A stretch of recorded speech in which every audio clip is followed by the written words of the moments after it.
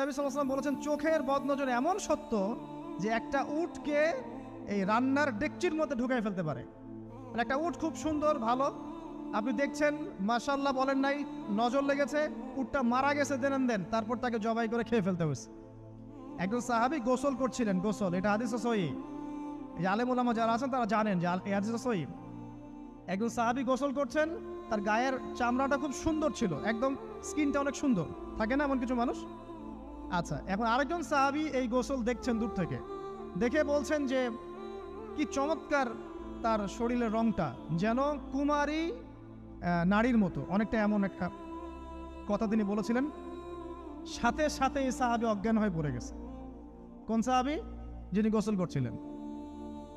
এটার আপনি কোনো ব্যাখ্যা দিতে পারবেন না তো, এখানে কোনো সায়েন্স দিয়ে বা মেডিকেল সায়েন্স দিয়ে আপনি কোনো ব্যাখ্যা করতে পারবেন না। একটা ব্যাখ্যা দিতে পারেন, কিন্তু কেন সেটা হলো সেটা আপনি অ্যান্সার খুঁজে পাবেন না।